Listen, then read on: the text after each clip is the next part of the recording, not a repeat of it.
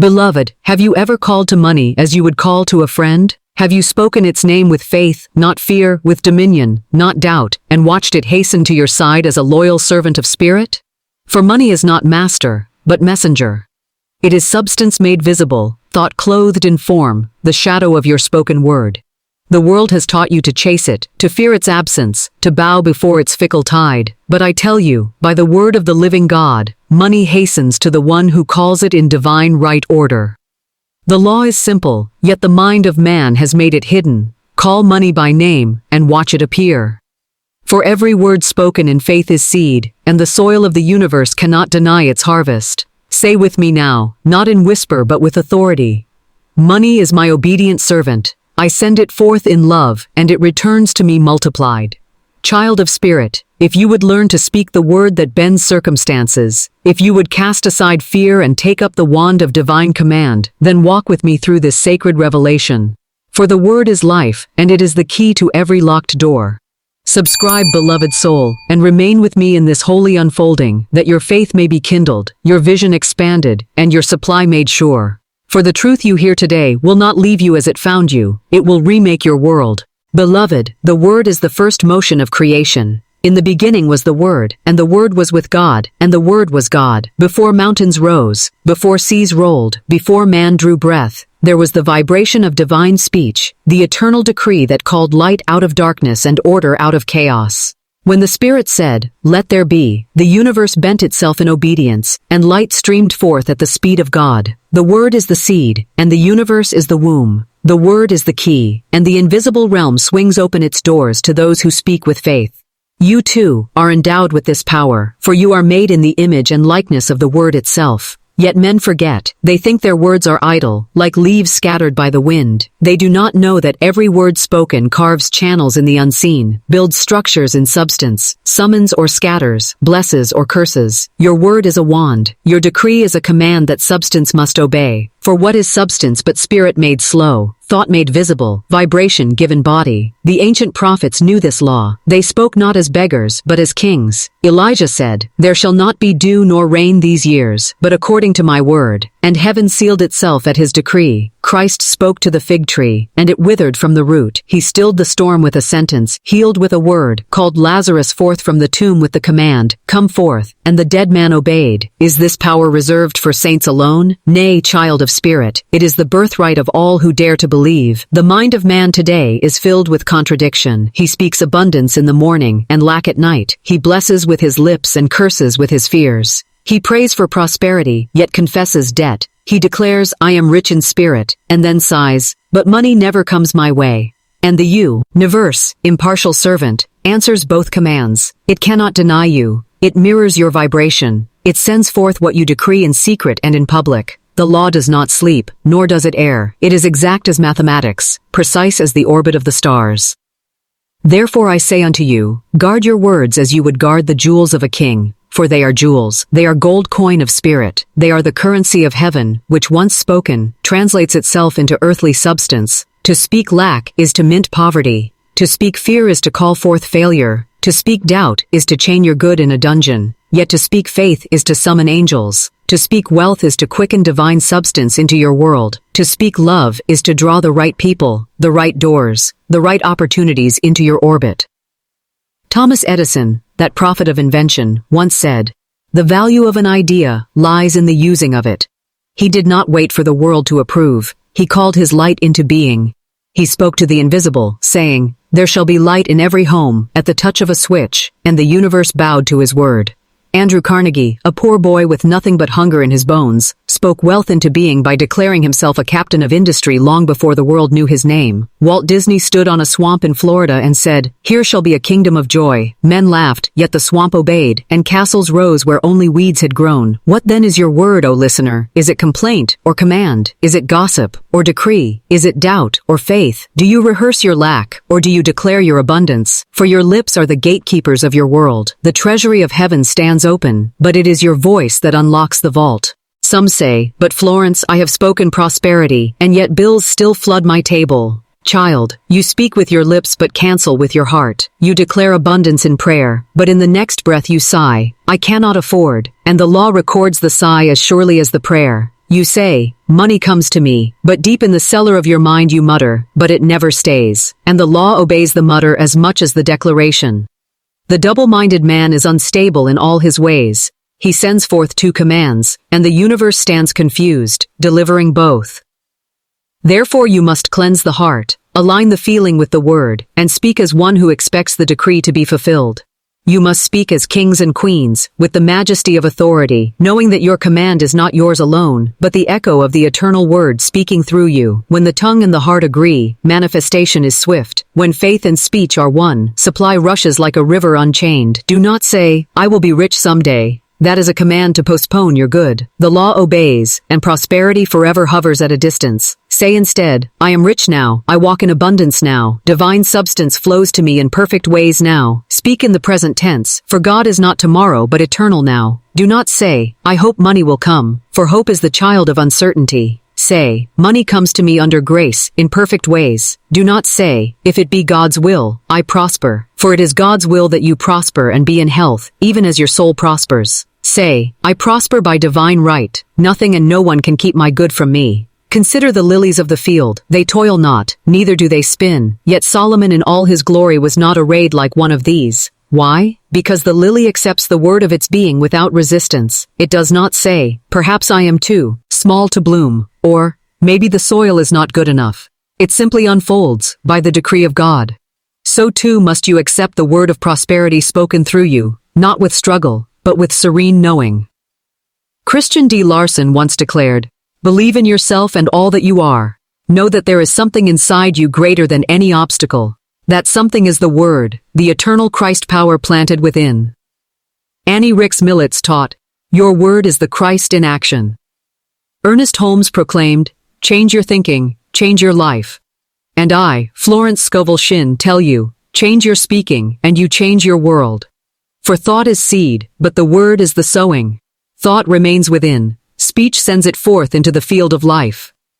The word is not mere sound, it is vibration clothed with intention. When you speak, the atoms of your body vibrate, the air trembles, the ether records. Invisible waves rush outward, carrying your decree to the farthest corner of the universe. You cannot call them back, you cannot erase them, you can only countermand them with a higher decree. Speak wrongly, and you must speak again in truth to erase the false command. Speak rightly, and the decree stands forever, building, unfolding, manifesting. This is why idle words are dangerous. Christ said, by thy words thou shalt be justified, and by thy words thou shalt be condemned. The careless joke, the sarcastic complaint, the murmuring of lack, all these are seeds, and seeds do not die. They sprout unless uprooted by conscious word of truth. Therefore speak little, and when you speak, let it be in alignment with divine law. Orison Swett Marden, whose pen stirred nations, said, we must give out what we wish to receive. Speak joy, and joy returns. Speak generosity, and wealth multiplies. Speak love, and love surrounds you. Speak health, and cells obey. Speak truth, and your path clears. Speak beauty, and the very air seems brighter. When you speak of lack, you are rehearsing a play you do not wish to perform. When you speak of debt, you are writing the script of your own bondage. When you say, I cannot, you sign your own chains. Yet when you say, I can do all things through Christ which strengtheneth me, the prison doors fly open, and chains fall from your wrists. Beloved, I have seen miracles wrought by a single sentence. I have seen the poor man rise to wealth by declaring, Infinite Spirit is my supply. All that is mine by divine right now comes to me. I have seen the sick restored by saying, I deny this appearance. I stand on the word of health, and health is mine. I have seen lost opportunities return, doors reopen, debts dissolve, enemies transformed, because the word was spoken in faith. G.I. Gurdjieff taught his students to watch the word, for each vibration builds a subtle body. Swami Vivekananda thundered, the power is within you. Arise, awake, and stop not until the goal is reached. These voices, though varied, harmonize in one truth. The word is the creative force of man, and he who masters his tongue masters his destiny. Therefore I tell you, call money as you would call a friend. Do not chase, do not beg, do not plead. Speak to it with calm authority. Money, you are substance of the infinite. You are obedient to my word. Come to me under grace in perfect ways. Say it with love, not fear. For money flees from fear as a bird from a storm, but it rests in the hand of one who calls it with joy. Speak to it daily. Speak to it as one who commands legions. Speak to it as one who knows the vault of heaven is never empty. Do not measure by appearances. Do not say, but the account is low. Say, divine substance fills this account with overflow. Do not say, but the bills are many. Say, infinite supply meets every demand, for God's wealth is inexhaustible. Carl Jung, that physician of the soul, said, until you make the unconscious conscious, it will rule your life and you will call it fate. I say unto you, until you make your words conscious, they will bind you, and you will call it destiny. But once you awaken, once you guard the tongue, once you align word with faith, you become the master of circumstance. Beloved, the power of life and death is in the tongue. Choose life, speak abundance, speak peace, speak wealth, speak love. For as you call, so shall it come. Call money by name, and watch it appear. Call opportunity, and it will knock. Call healing, and it will rise in your flesh. Call harmony, and it will sing in your home. Now, dear soul, let the word dwell richly in you. Do not let this truth pass as a fleeting sound. Take it into your heart, practice it, speak as kings, speak as prophets, speak as heirs of the eternal word. And as you speak, watch the substance of heaven mold itself into the shape of your decree. Beloved soul, the word is the seed, but faith is the root that holds it fast. The word is the spark, but faith is the oil that keeps the flame burning. Without faith, words fall to the ground like arrows without bows, like rain that never touches the soil. Faith is the invisible hand that reaches into the unseen and pulls your good into view. For faith is the substance of things hoped for, the evidence of things not seen. The world has mocked faith as folly, yet every triumph of man has been wrought by it. The bridge spanning rivers was once invisible to all but the eye of the engineer who saw it complete before the first stone was laid. The opera filling halls with music was once but a sound in the composer's soul. The empire of industry was once a dream in the mind of a boy with empty pockets. The greatest revolutions were once but whispers in the hearts of men who dared to believe. Faith sees the end from the beginning. Faith calls the invisible visible, the impossible possible. Faith is the telescope of the soul, through which you behold the far country while your feet still walk the dust of present limitation. And as you behold, so it comes. For vision is the mold, and substance flows into the mold you hold before the mind's eye.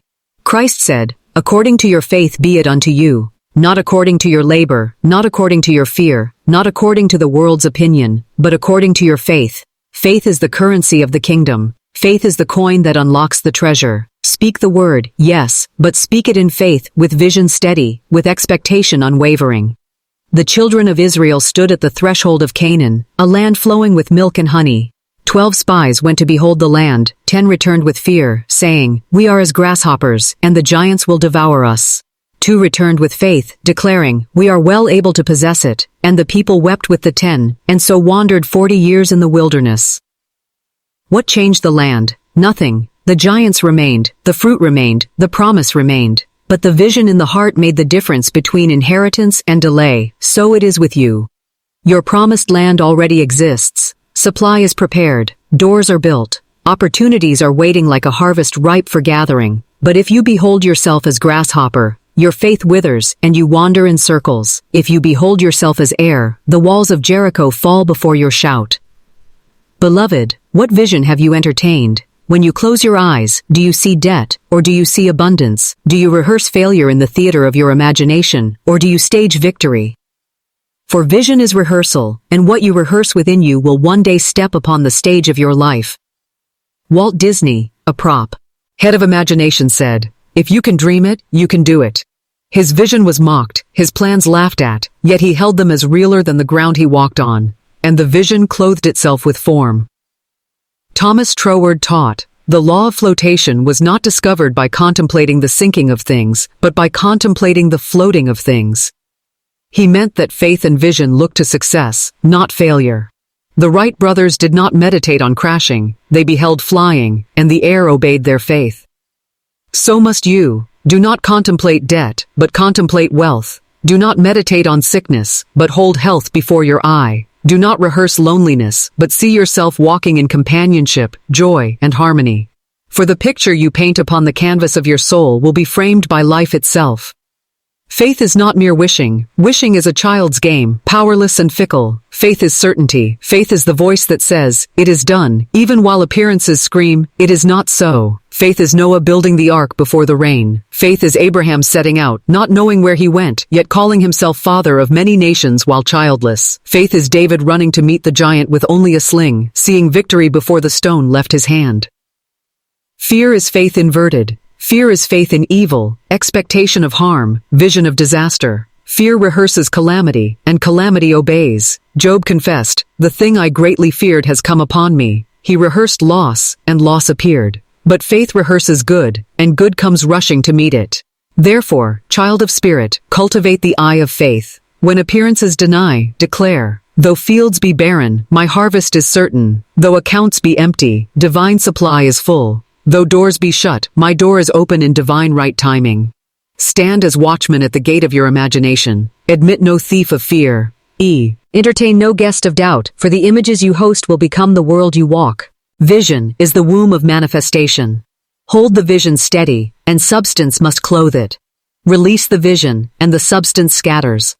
As surely as the potter shapes the clay, so your faith shapes substance. Ernest Holmes declared, "Life is a mirror and will reflect back to the thinker what he thinks into it." I say further, life is a stage and will perform for you the scenes you rehearse within. Let the weak say, "I am strong." Let the poor say, "I am rich." Let the fearful say, "I am safe." For in declaring, you change the vision. In changing the vision, you alter the vibration. In altering the vibration, you summon the matching form. Ella Wheeler Wilcox, poet of the soul, wrote, "There is no chance, no destiny, no fate that can hinder or control the firm resolve of a determined soul.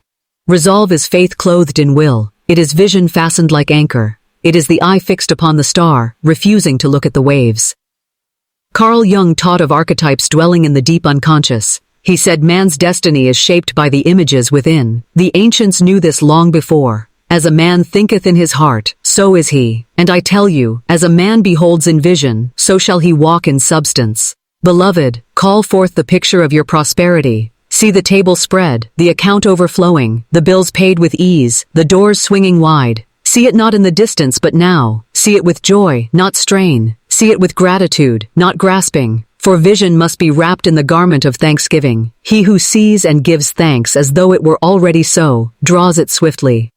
Say daily, "I walk in abundance. My supply is sure. I see doors open before me. I behold my good, and I rejoice in its appearing." Speak it, see it, feel it. For the tongue, the eye, and the heart must agree, and when they agree, heaven and earth move to fulfill.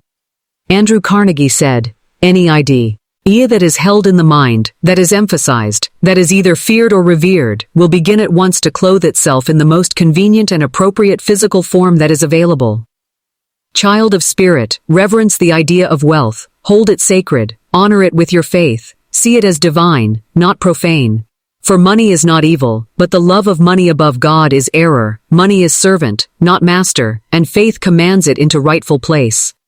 You may say, "Florence, I have faith, but the vision fades. Doubt creeps in. How do I hold steady?" I say, train the imagination as a musician trains the ear. Daily practice, daily vision. When fear comes, cancel with truth. When doubt rises, speak decree. When darkness whispers, light the lamp of affirmation. Say, "There is no power in fear. I am one with infinite faith, and my vision is sure."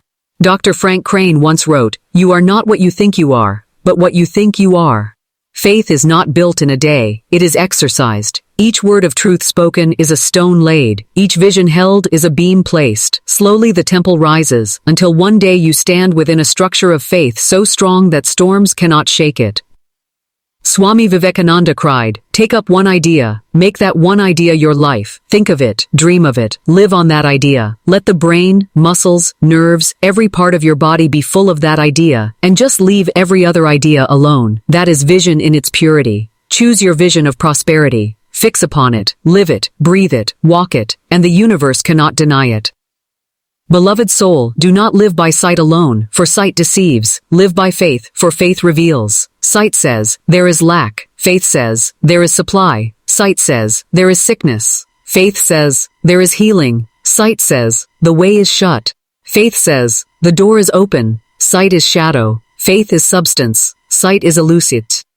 Faith is truth. Therefore rise in the morning and paint the vision upon your heart. Walk the day carrying it as treasure. Lie down at night rehearsing it again. Speak it aloud. See it within. For faith and vision joined are the mother and father of manifestation. Beloved, the word spoken in faith and vision must find its wings in right action. For faith without works is dead, even as a seed without soil lies dormant. The universe is movement, and spirit demands expression. When you believe, you must act as though the decree were already fulfilled. When you see the vision, you must step as though the land were already conquered. For the Red Sea parted only when the children of Israel marched toward its waves. The manna fell only when hunger was confessed. The loaves multiplied only when the boy gave his basket.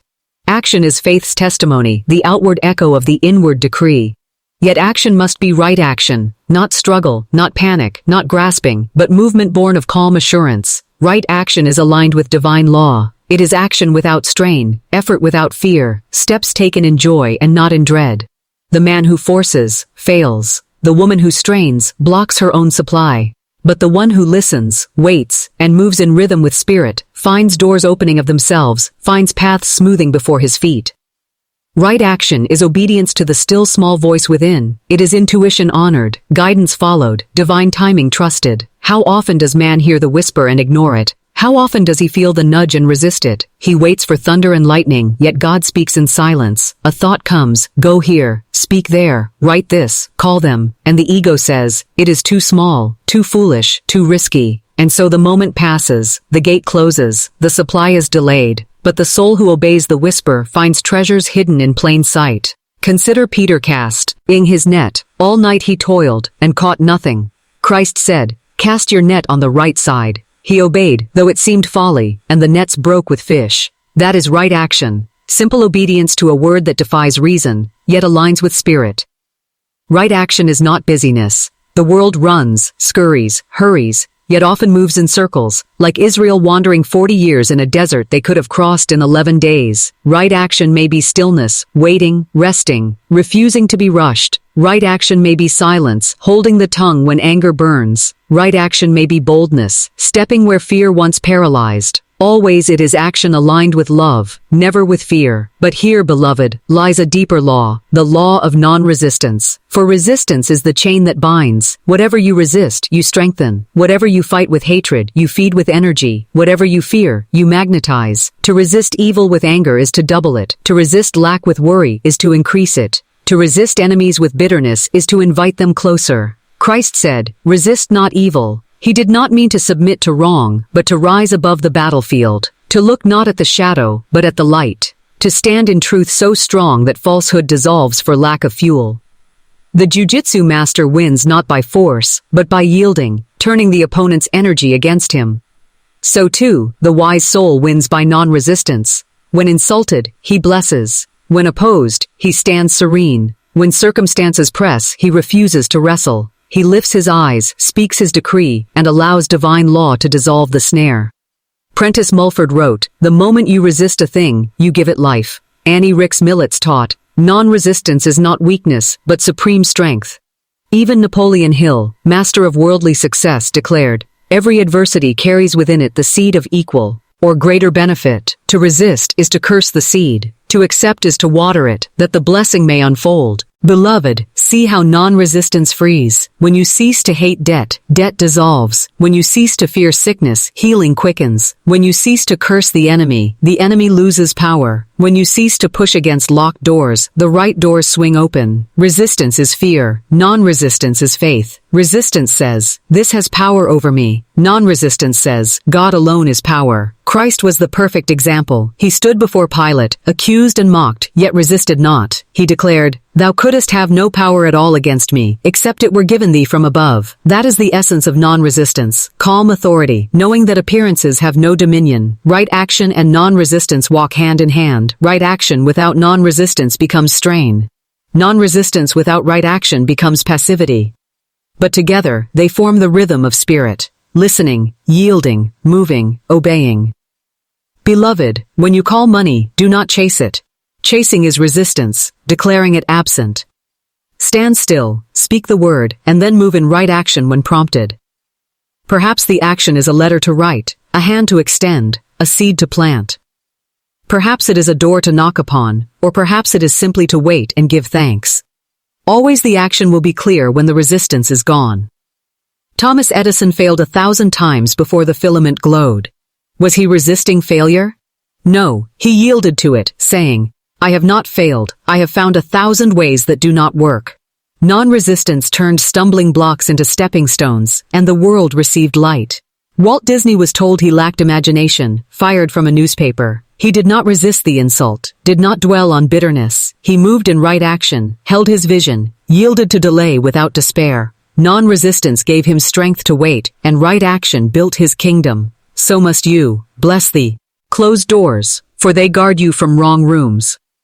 Bless the delays, for they ripen your harvest. Bless the adversaries, for they sharpen your faith. Say, this too is working for my good. Infinite Spirit knows the way, and I rest in trust. Then move when prompted, without fear, without hurry. Gurdjieff taught his disciples, do not react mechanically. Resistance is mechanical reaction. Anger for insult, fear for loss, complaint for delay. Non-resistance is spiritual mastery, blessing for insult, peace for loss, gratitude for delay. From this mastery springs right action, steps not of impulse, but of inspiration. Child of Spirit, the law of right action and non-resistance is the law of mastery. Speak your word, see your vision, then release resistance and take the step that Spirit shows. Do not strain, do not force, do not rage against circumstance. Yield as the willow, and you will not break in storm. Act as the eagle, soaring by currents, not by frantic flapping. Say often, I resist not, I yield to infinite Spirit. Right action is revealed. I walk in calm assurance, and all that is mine by divine right comes to me with ease. Beloved, the world calls for fighters. Spirit calls for masters. The world cries, strive, struggle, resist. Spirit whispers, rest, listen, act. The world exalts force. Spirit exalts flow. The world worships strain. Spirit crowns serenity. Choose this day whom you will serve, for the meek shall inherit the earth, not the timid, but the non-resistant. The meek are those who bend but do not break, who yield but do not fall, who act but do not force, who bless but do not curse. They inherit the earth because the earth cannot fight them, cannot bind them, cannot defeat them. Beloved, stand now in this truth. Speak your word in faith, hold your vision in joy, resist not appearances, take right action when prompted, and you will see Mauna. Tains move, seas part, supply flow, enemies dissolve, and every crooked place made straight. If this word has spoken peace to your heart, if it has loosed the cords of strain and awakened trust, then remain with me in this unfolding. Subscribe to this channel, beloved, and let the current of truth carry you higher. Like this video, and let it be your first non-resistant act, a blessing returned to you multiplied. Beloved soul, man forever dreams of tomorrow, yet tomorrow never comes. He holds his good at arm's length, saying, someday, when conditions are right, someday, when money is in my hand, someday, when I feel ready. But the Lord of hosts says, now is the accepted time. Behold, now is the day of salvation. The moment you speak the word, your demonstration is already accomplished in the invisible. Delay lives only in the mind of man, not in the substance of God. Right action is not struggle. It is the simple obedience to the inner command, the quiet step taken in faith, even when no bridge appears before your feet.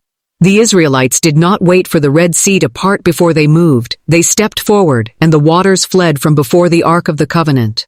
Right action is the movement that proves faith. It is the hand that lifts the rod, the voice that speaks the word, the heart that walks as though the blessing were already here. Yet how many souls tarry at the edge of the miracle because they reason and argue with appearances? They cry, but the bank account is empty, but the market is against me, but I have no help. No opportunity, no way forward. Beloved, the way forward is not built of facts, it is built of faith. Facts change like mist before the sun, but faith holds to the eternal. The man who waits for all conditions to be favorable never moves. The man who acts upon the inner command walks into prepared abundance. Thomas Edison failed 10,000 times in the visible before his light bulb shone, yet inwardly he failed not once, for ages. He knew that failure was but the husk that hides success. Carnegie risked his last penny upon visions no one else could see, and steel poured forth to build empires. Walt Disney was told by bankers that no one would care for a mouse, and yet the mouse marched straight into the hearts of millions because one man moved in right action despite appearances. Right action is born not of human striving but of divine impulse. The world says, do something, anything to save yourself. But Spirit whispers, do only what I bid thee, and I shall save thee. For many are busy, yet not fruitful. They run here and there, chasing shadows, while the man of spirit moves slowly, with certainty, and accomplishes more in a word than others in a lifetime of toil. One right step in faith is worth more than 1,000 frantic efforts born of fear. When you act in alignment with spirit, even the smallest deed carries infinite power. A letter written in obedience becomes the open door to fortune. A handshake offered in faith becomes the bridge to destiny. A word spoken in courage becomes the seed of kingdoms. But when you act out of fear, your labor is vanity, and the wind carries it away. Right action is a melody, and timing is its rhythm. Divine timing is the drumbeat of the universe, the unseen order that makes all things beautiful in their season. Man grows restless, impatient, saying, "Why has my good not come? Why does the harvest delay?" He digs up the seed to see if it lives, and in so doing, he kills it. But the farmer waits, knowing the appointed hour is sure. As Jesus said, first the blade, then the ear, after that the full corn in the ear. The promise is already in motion, but man must let patience have her perfect work. Consider the stars, how they move in silence, never rushing, never late. Consider the tides, how they come and go with perfect rhythm. Consider your own path, drawn in and released in harmony with the unseen law. If the heavens can be trusted to keep their appointed course, shall not your blessing also arrive in its perfect hour? The trouble with man is not that God delays, but that man grows weary of waiting. He pulls up his nets too soon. He abandons his field before the harvest. Yet those who abide in faith see their miracle arrive like the dawn, unstoppable, undeniable, never a moment too soon or too late. Delay is but preparation. The gift is being wrapped, the stage set, the actors placed in position. What looks like stillness is but the Spirit arranging all for your good. Many cry, "But I must hurry. If I do not seize this chance, it will be gone." Yet I tell you, what is yours by divine right cannot be taken, cannot be lost, cannot pass you by.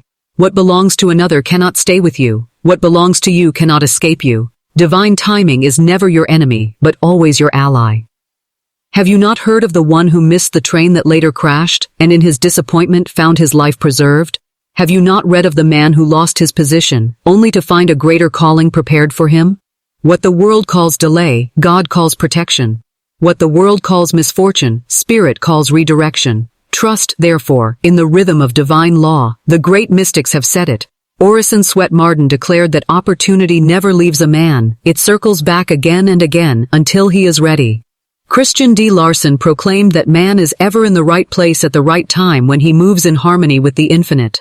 Ernest Holmes taught that the delay of good is but the soul's ripening, and when the fruit is full, it drops into the waiting hand. When your word is spoken in faith, the universe conspires to fulfill it. But the machinery of heaven is vast, and sometimes the pieces must turn in silence before the whole comes into view.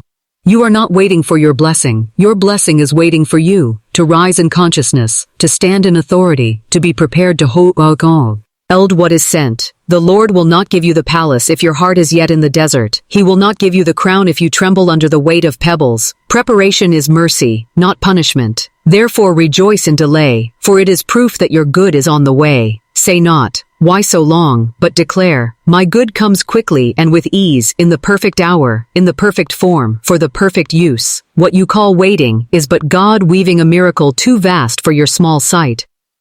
Right action in divine timing is like a dance. You do not rush ahead of the music, nor do you lag behind. You move when the note calls you, and then the whole symphony carries you forward. Some wait for the music yet never rise to dance. Others dance wildly with no tune at all. But the wise soul listens inwardly and moves at the perfect beat, and all heaven moves with them. When fear whispers, "Hurry, or you will miss it," answer with boldness, "Nothing that is mine can pass me by. Nothing that belongs to me can be taken. Nothing prepared for me can be lost. I move in perfect rhythm with divine law." Then take the step that Spirit shows you, no more, no less, and rest in peace. Beloved, you cannot force the flower to bloom, but you can water the soil, tend the roots, and let the sun do its work. You cannot drag the tide in with your hands, but you can launch your boat in readiness for its return. You cannot rush the dawn, but you can open your window to greet its light. So it is with the blessings of spirit. Prepare your house, trim your lamp, and be ready, for at the appointed hour, the good you have spoken shall appear. And when it comes, it will come with such beauty, such ease, such perfection, that you will cry, "Surely the Lord has done this, and it is marvelous in my eyes." The one who trusts in divine timing is never disappointed. The one who resists it is forever anxious. He is forever chasing shadows. Which will you be? Call money by name, yes, but also call patience your companion. Call faith your guide. Call obedience your friend, and know that as you speak, so it shall be, not in your frantic hour, but in God's perfect hour. For time itself bends to the word, and eternity waits upon your command. Subscribe, beloved seeker of truth, and remain with me in this river of revelation. For as you walk in faith, your word shall summon substance, your action shall align with spirit, and your timing shall be perfect. Like, share, and keep close to this truth, for it is the lamp unto your path and the crown upon your life. Beloved soul, the Spirit whispers, "My child, be still, and know that I am God." Yet the restless heart of man has not learned the majesty of waiting. He thrusts with impatience, he hurries with fear, he rushes ahead of divine order, and in so doing, he misses the golden hour of manifestation. I tell you this eternal law, every promise has its appointed season, every dream its divine hour of birth. A seed does not blossom the morning after it is planted, yet its life is secure in the unseen. So it is with every word spoken in faith, its manifestation is sealed in the womb of time. Have you not seen the farmer who, after sowing, covers his seed with soil and then waits? He does not scratch at the earth every hour to see if the sprout has appeared. He trusts the unseen process. He waters in faith. He rests in patience. So too must you rest after speaking your word. For restless fear digs up the seed of supply, while calm assurance clothes it in light until its appointed day. The saints of old knew this secret. Abraham staggered not at the promise through unbelief, but was strong in faith, giving glory to God. He called forth that which was not yet visible, and at the right hour, Isaac came forth, laughter breaking through barrenness. So shall your barrenness be broken, so shall all your laughter return when you trust the rhythm of God's perfect time. Beloved, the world teaches hurry, but heaven teaches rhythm. The great inventors knew this law. Thomas Edison, after countless failures, waited upon the right filament, and at last the bulb burned its immortal glow. Had he despaired at the 500th attempt, the world would yet sit in shadow. Walt Disney dreamed a kingdom in orange groves and swamps, mocked by men as foolish fantasy, yet he trusted the inner vision. In divine timing, castles rose where weeds had grown, and laughter rang where silence had dwelt. What is this law but patience married to faith, vision wed to trust? The impatient soul breaks his own harvest. The resistant heart strangles his own supply. But the surrendered soul, oh the surrendered soul, he walks in the peace of inevitable good. He knows delays are not denials. He knows the hand of spirit cannot be hurried nor hindered. Child of spirit, when storms howl against your dream, say this: my good comes to me in divine right timing. Nothing can hinder, nothing can hurry, nothing can steal what God has ordained for me. Let this be your shield. For in speaking thus, you align with the eternal clock, and your supply moves toward you with precision no mortal could devise. Consider the story of Joseph. Betrayed, cast into the pit, sold into slavery, forgotten in prison, yet every seeming delay was divine preparation. For when Pharaoh dreamed, Joseph's hour struck, and in one moment, chains turned to crowns, and rags to robes. Your life too is moving toward a Joseph hour, where all confusion resolves in sudden exaltation. But only if you endure the silent years with faith, not complaint. The law of non-resistance is the handmaiden of divine timing. What resists, persists. What you fight, you fasten to your heart. But what you release, you transcend. Jesus said, resist not evil. He did not bid you to bow to injustice, but to cease giving it energy. To resist with hatred is to magnetize more of the same. To release it to God is to stand in dominion. When you cease to fight shadows, the light dissolves them. Have you not seen water flow around a stone? The brook does not war against the boulder. It glides with quiet certainty, wearing it down by persistence, not conflict. So too must you flow, beloved. Do not war with obstacles. Do not curse delays. Say instead, this too is working together for my good. My way is made clear. The stone is rolled away by unseen hands. Then move forward with calmness, knowing spirit prepares a path where none seemed possible. Carl Jung taught that what you resist, you strengthen. Gurdjieff taught that friction awakens consciousness, yet only if received without inner revolt. Swami Vivekananda cried, strength, strength is what we want. Yet true strength is not in the clenched fist, but the open hand of faith. The iron bar bends not by striking, but by steady pressure. The universe bends to the calm soul who knows its secret. Beloved, say often, I do not fight, I flow, I do not fear, I trust, I do not rush, I wait in divine right timing. These words open doors where force would shatter locks. For spirit does not bless struggle, spirit blesses surrender, and surrender is not defeat, but victory through alignment. Let us look to nature, for she is the first scripture. The seasons preach patience, winter rests, spring awakens, summer ripens, autumn gathers. No farmer cries, hurry summer, no tree says, bring forth fruit in January. Each trusts its appointed season. So too must you, for every desire planted in divine faith has its season of bloom. If winter tarries, rejoice, for it nourishes the roots unseen. If summer delays, rejoice, for it multiplies the harvest yet to come. When fear whispers, you are too late, answer with authority. I am never late, for I walk in God's perfect rhythm. What is mine by divine decree can never be taken nor delayed. It comes to me at the appointed hour, with increase and joy. Let your word be your rod and staff, and the wilderness shall blossom.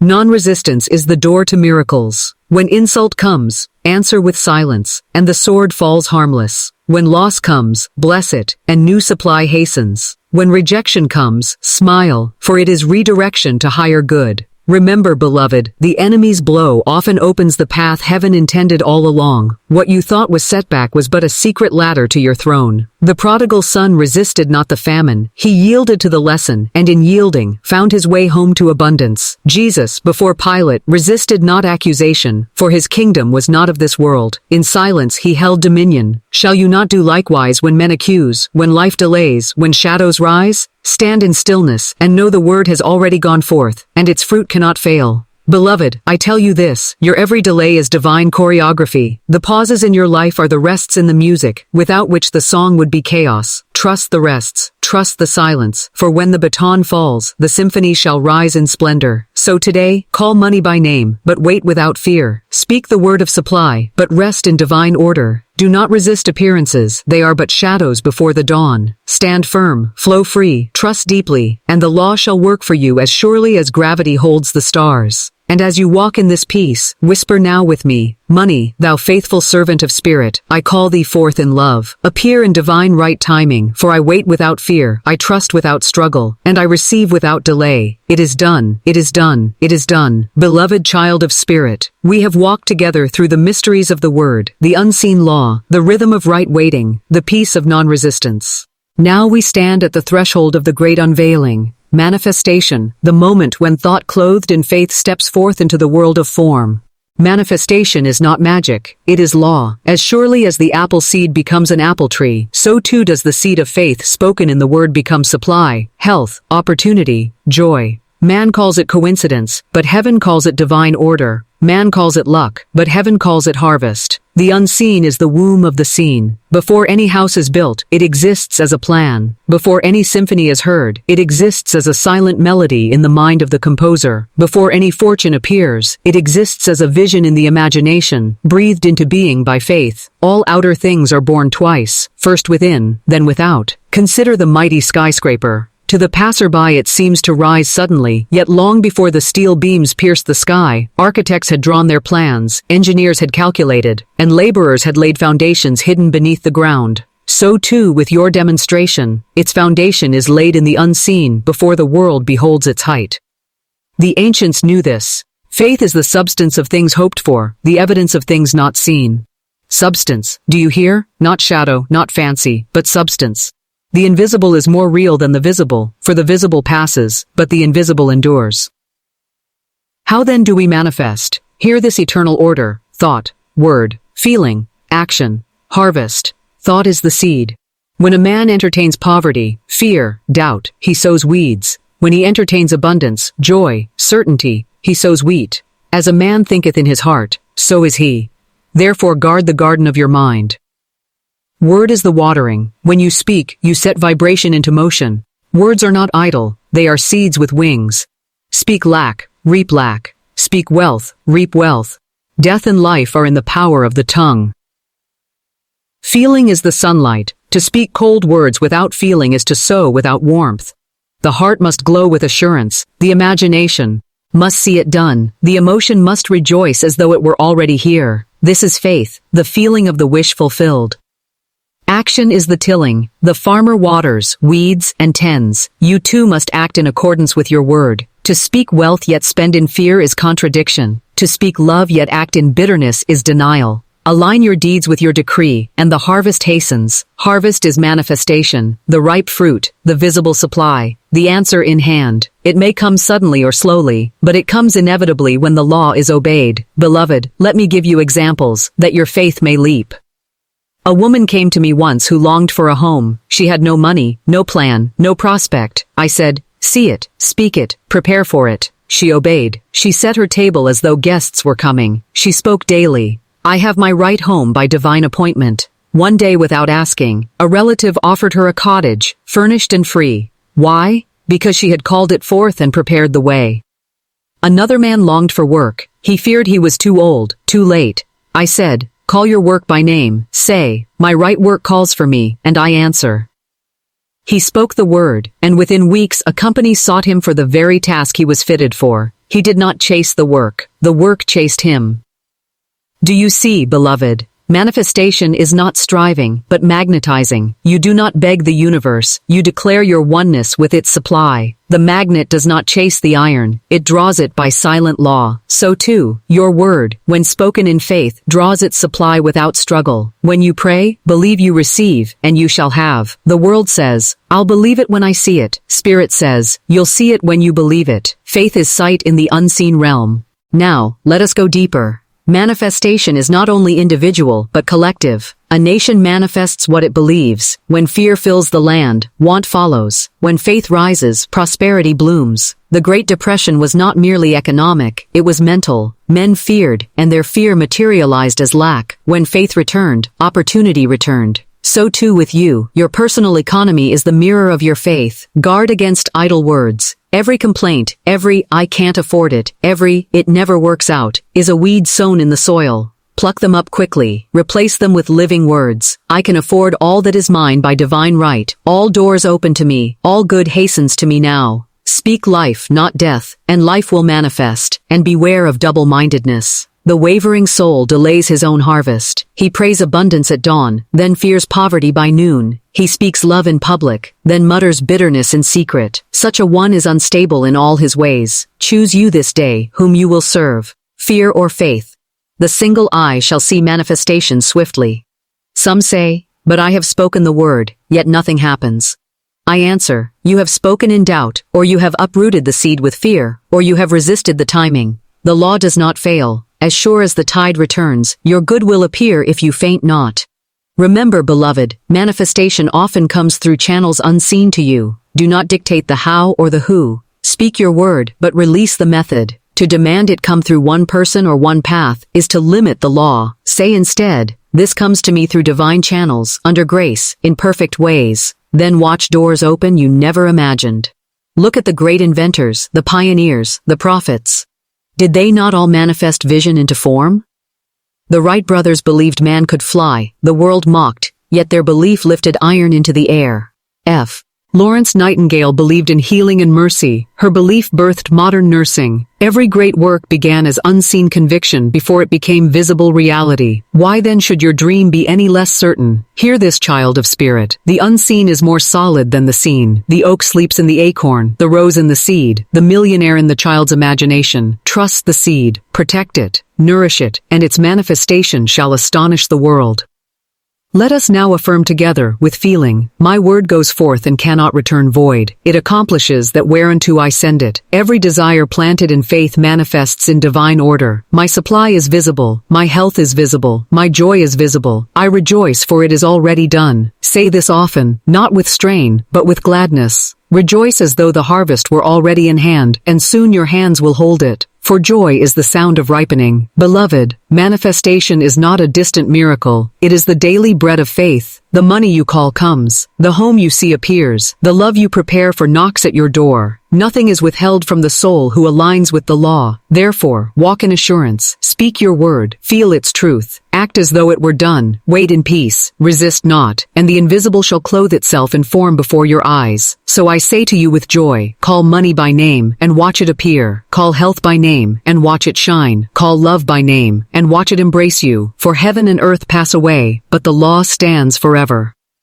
Beloved soul, in the next part we shall step beyond manifestation into the radiant law of overflow, for spirit does not deal in barely enough, but in pressed down, shaken together, and running over. The law is not lack, but overflow.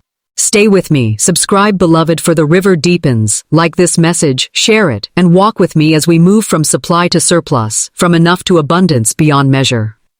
In the beginning was the Word, and the Word was with God, and the Word was God, and the Word became flesh and dwelt among us. The Word is not only Christ eternal, but the pattern of your life when aligned with Spirit. For every decree you speak in faith is a fragment of that same eternal Word, seeking flesh, seeking form, seeking dwelling in your world. Thus, manifestation is not miracle. It is law. The invisible must become visible, just as seed must burst into flower, just as dawn must rise from night. Beloved, manifestation is the final proof of faith. It is not enough to dream, nor to affirm, nor to envision. You must also receive. Many speak the word, yet their hands are closed. Many pray for rain, yet carry no vessel to catch the water. The universe does not mock, it overflows, but only the soul that expects harvest gathers sheaves. Do you not remember the widow in the days of Elisha? She cried that her sons were to be taken for debt, and Elisha asked her, "What hast thou in the house?" She answered, "Nothing save a pot of oil." And he commanded, "Borrow vessels, not a few, and pour." She poured until every vessel was filled, and the oil ceased only when the vessels ceased. So is your word, child of spirit. It pours substance into the vessels of your expectation. If you prepare little, you receive little. If you enlarge your tents, stretch forth your cords, and strengthen your stakes, you will prove the law of overflowing supply. I tell you, money, health, love, peace, they are but oil in the unseen jar, waiting for vessels of faith. The limitation is not in God, it is in man's readiness. Prepare the way, and the law cannot fail. Manifestation, then, is not the struggle of man, but the natural flowering of divine seed. Consider the works of Thomas Troward, who declared, "Principle is not bound by precedent. What has been does not determine what shall be. For the word, once spoken, creates precedent anew." Thomas Edison believed light was hidden in the dark until man commanded it to shine. Andrew Carnegie saw steel as empire, while others saw only ore. Walt Disney envisioned castles and kingdoms where there were swamps and sand. Their manifestation was no accident. They spoke, they saw, they acted, and they received. Beloved, you are no different. You are heir to the same divine substance, the same law, the same inheritance of spirit. The harvest is yours if you faint not. Now hear this, manifestation is always clothed in divine right timing. The immature fruit is bitter, the unripe promise, sour. But when patience has her perfect work, when faith holds steady through the unseen interval, then comes the ripe, sweet golden harvest. Fear rushes, faith rests. Fear clutches, faith opens wide. Fear panics in famine, faith sings in the desert, knowing manna shall fall. When you call money by name, watch as doors swing open, opportunities emerge, and channels unexpected rise to meet you. It may come by labor, by gift, by inspiration, by sudden reversal of seeming loss. Do not dictate the manner. Command only the outcome. Say, I call money by name, and it appears in perfect ways, under grace, in divine right timing. Release the how, and let the great law arrange the details. For manifestation is not man's work, it is God's. The farmer does not open the seed to push the root forth. He sows, waters, and rests. Spirit unfolds the design hidden within. So with your word, you sow in faith, affirm in joy, and reap in certainty. Beloved, this is the forgotten secret. Money, health, success, love, they come when called by the voice of faith, not by striving. You do not beg, you command. You do not plead with shadows, you decree to substance. Say with me now, I am rich in divine substance. Money comes to me in floods of abundance. I am the beloved of the infinite, and every good thing hastens to me. Feel the authority of the word as it vibrates through your being. For it is not your little voice that commands, it is the voice of Spirit speaking through you, and Spirit never speaks in vain. Let your manifestation serve the kingdom. Money that serves selfishness breeds emptiness. Money that blesses multiplies.